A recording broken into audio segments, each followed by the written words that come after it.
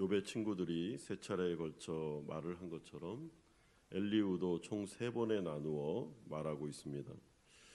36장에서 37장의 마지막 발언에서 그는 욥의 말을 비판하던 방식에서 탈피하여 본격적으로 자신의 지혜를 이제 어필하고 있습니다.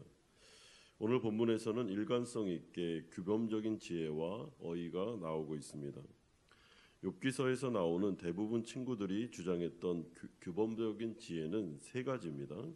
첫째는 인과응보의 사상이었고, 둘째는 죄와 악인의 징계로서의 하나님의 징벌과 이를 통한 회개를 촉구하는 것, 그리고 세 번째는 선명한 이원론, 그러니까 선과 악, 상과 벌, 지혜와 무지 등의 사상이 나오고 있습니다.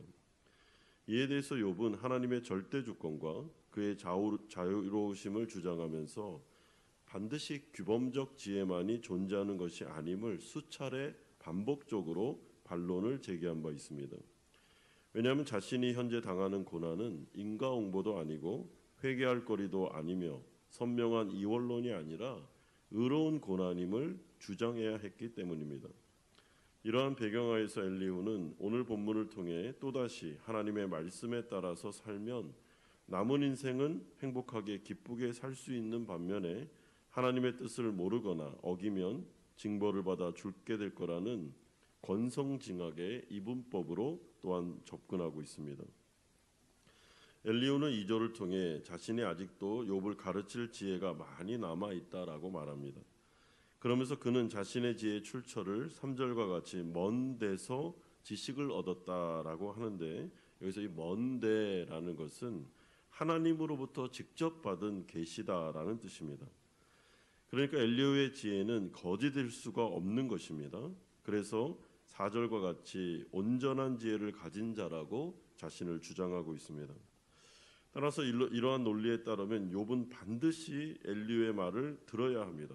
하나님의 계시고 하나님으로부터 받았기 때문입니다. 그가 이제부터 하는 모든 말은 다 하나님께서 하시는 말씀과 동일합니다. 그러니 이것이 얼마나 두려움을 조장하는 말이겠습니까? 여러분, 어떤 사람이 나에게 말하면서 이건 하나님 앞에 계시를 받은 거고 내가 하나님으로부터 직접 들은 거니까 반드시 들어야 된다라고 한다면, 여러분, 그 말을 사람들이 들을 때 마음속에 두렵지 않겠습니까? 혹여나 이 말을 어겼다가 벌을 받으면 어떡하지? 이런 생각을 하지 않겠습니까? 그러므로 이러한 엘리후의 주장은 하나님의 말씀을 잘못 적용하고 있다는 점에서 잘못되었고, 그리고 권위를 하나님께로 끌어오는 부분에 있어서도 잘못됐습니다. 여러분, 이런 식으로 사실은 우리가 인간으로서 주장할 수가 없는 것입니다. 그러므로 엘리후는 하나님의 계시를 받았다 하면서 하나님의 위대하심으로부터 시작하는데, 5절에 하나님은 능하시나 아무도 멸시하지 아니하시며 그의 징계가 무궁하다라고 노래합니다. 그러면서 하나님의 의로움을 주장하면서 또다시 권성징악을 말하고 있습니다. 6절에 악인을 살려주지 아니하시며 고난받는 자에게 공의를 베푸시며. 여러분, 이러한 엘리후는 의로우신 하나님의 시선이 항상 의인에게만 고정되어 있다는 주장입니다. 하지만 이것은 욥이 3명의 친구들로부터 이미 귀가 따갑도록 들은 인과응보, 권성징악의 반복에 불과하죠. 욥이 모르는 바가 아닙니다. 엘리후는 마치 매우 새로운 지혜를 소개하는 것처럼 욥에게 또다시 규범적인 지혜를 반복하고 있습니다. 따라서 결국 엘리후가 하고 싶은 말은 위로의 말이 아니라, 이 말을 왜 하겠습니까? 여태까지 했던 것을 또 반복하는 거죠. 하나님은 의롭기 때문에 악인을 미워하시고 욥이 바로 그런 악한 자이기 때문에 만약에 욥이 자신의 말을 듣고 순종하면 살겠지만 그렇지 않으면 죽을 것이다 라는 정죄의 말을 또다시 반복하는 것입니다. 그러니까 이 말을 하는 의도는 하나님을 높이기 위한 것도 아니고 이미 마음속에 욥에 대한 마음은 굳어졌습니다. 악인, 이 사람은 이런 식으로 해서 고난을 받는 거야. 그렇기 때문에 욥을 정죄하는 게 목적이 되는 것입니다. 그러면서 엘리후는 욥을 향해 하나님께서 악인에게 고난을 주시는 이유는 회개를 촉구하기 위함이다라고 또한 주장합니다. 8절에서 10절을 보십시오. 혹시 그들이 족쇄에 매이거나 환난의 줄에 얽혔으면 그들의 소행과 악행과 자신들의 교만한 행위를 알게 하시고 그들의 귀를 열어 교훈을 듣게 하시며 명하여 죄악에서 돌이키게 하시나니. 따라서 엘리후는 성도에게 오는 모든 고난을 죄와 연결시키는 잘못된 적용을 하고 있습니다. 그렇기 때문에 욥도 반드시 회개해야 좋은 날이 올 수 있다라고 주장합니다. 즉 고난이 닥친 사람에게는 두 가지의 선택만이 있는데 만약에 하나님께 회개하고 순종하면 남은 인생을 행복하고 기쁘게 보낼 수 있지만 그렇지 않고 회개하지 않으면 죽음에 넘겨지게 될 거라는 것이 이 엘리후의 주장입니다.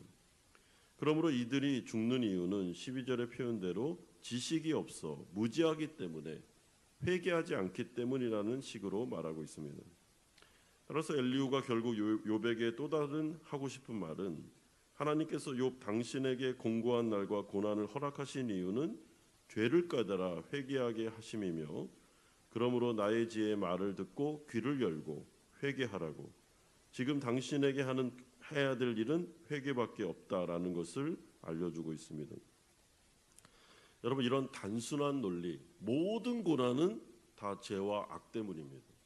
그러니까 이런 시각을 가지고 욥을 바라보고 있으니까 욥은 악인이고 죄인이죠. 고난을 당하고 있으니까요.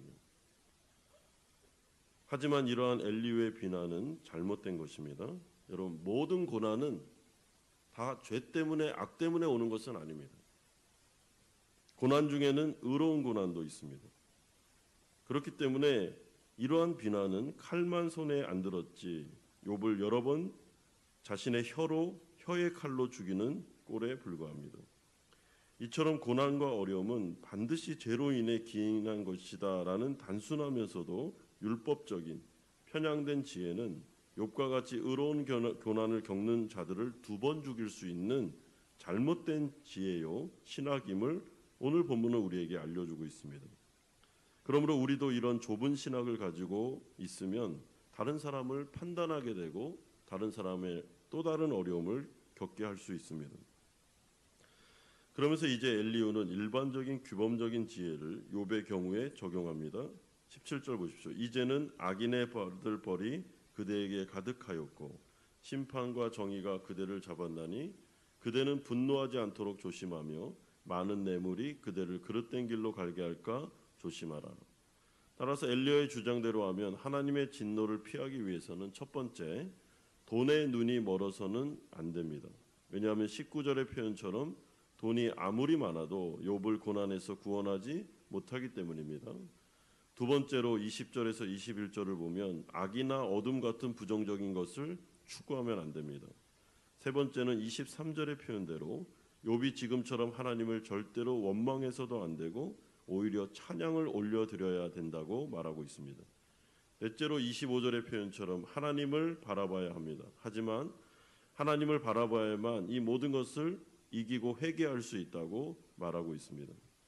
여러분 이러한 네 가지의 말들은 사실은 엘리후의 지혜가 전혀 새로울 것이 없으며 욥이 모르는 바도 아니고 이미 다 알고 있는 것을 또다시 반복해 주는 것입니다. 그렇다면 정말로 이러한 엘리후의 주장이 모든 사람에게 다 적용되는 것이겠습니까? 만약에 어떤 사람이 하나님을 원망하지도 않고 매번 찬양을 게을리하지도 않으며 하나님의 말씀에 순종하면서 살려고 애쓴다면 엘리야의 주장이 맞다면 이러한 자들에게는 절대로 고난이나 재난이 닥치면 안 되는 것이죠. 권성징악, 인과응보 아니겠습니까? 의로우신 하나님이 의롭게 살려고 하는 자에게 고난을 주시면 안 되는 것입니다. 하지만 우리가 살아가는 현실이 정말로 이와 같은지를 돌아보라는 것입니다. 성경에 기록된 모든 인물들의 삶이 항상 이런 규범적인 원리에 따라서 돌아갔습니까? 그렇지 않지 않습니까? 에스더에 나오는 모르드게와 에스더의 고난은 어떻게 이해할 수 있겠습니까? 성육신하신 예수 그리스도의 모진 고난과 핍박은 어떻게 이해해야 되는 것입니까? 사무엘상에 나오는 한나의 고난과 어려움을 보십시오. 한나가 하나님을 경외하지 않았습니까? 이 여인이 성전에서 그렇게 기도하는 모습을 보십시오. 한나가 뭘 잘못했습니까? 또한 시편의 많은 탄식과 원통함의 기도, 의인의 기도는 어떻게 이해해야 되는 것입니까? 따라서 엘리후가 옳은 말을 하는 것처럼 보이지만 반쪽 신학, 반쪽 사상만을 계속해서 말하니까 욥은 더 이상 엘리후와 같은 친구들과 같은 이런 신학을 가진 자들과는 사실은 변론을 별로 하고 싶지 않은 것이죠. 아무리 얘기해도 이거는 대화가 안 됩니다. 이런 점에서 엘리후의 지혜는 모든 사람에게 통하는 지혜가 아닙니다. 더 나쁜 것은 이러한 좁은 지혜를 가지고 욥의 경우에 억지로 적용하려다가 보니까 자신도 모르는 사이에 매우 잔인한 말들로 욥의 마음을 아프게 하고 있다는 사실이었습니다. 울고 있는 사람에게 그만 울라고, 그만 슬퍼하라고, 억지 주장 그만하라고, 이제 그만 하나님에 대해 원망하지 말라고, 하나님을 의지하며 기억하라고 자꾸 몰아붙이고 있는 것입니다. 여러분, 이런 말을 쫙 들으면 약간 이렇게 소름 돋치는 게, 우리도 이런 말들을 사실 많이 했거든요. 성도들에게, 고난 중에 있는 사람들에게 위로한답시고 이들을 바른 길로 인도한답시고 사실 이런 말을 많이 했습니다. 하나님을 의지하라고, 여러분 이런 말 많이 했잖아요. 근데 틀린 말은 아니지 않습니까?